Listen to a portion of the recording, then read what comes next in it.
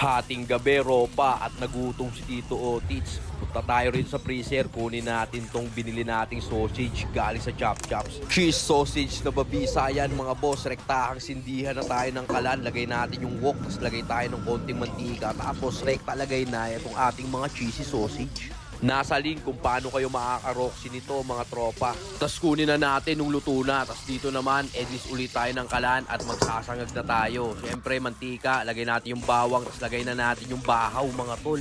Tostos lang natin ng ganyan tropa. Konting asin lang ginamit nating pampalasa dyan. Ganyan lang ka-basic mag-fried rice si Tito Otits. Edlis ulit tayo ng kalan par. Lagay natin yung wok, tapos tunaw lang tayo ng butter. Tsaka natin ilagay itong ating mga mixed veggies.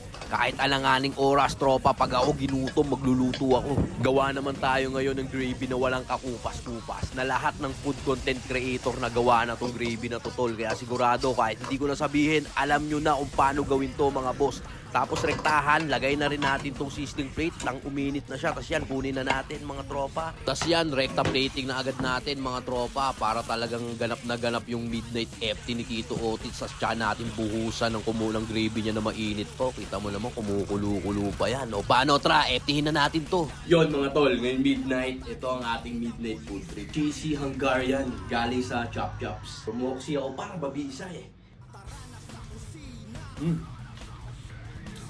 Sarap.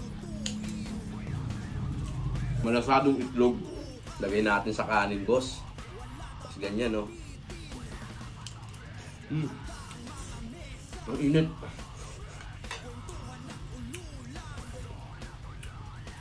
Yan, no? Kita mo naman yan, boss, oh. Awas-awas yung keso niyan, bar. Awas-awas.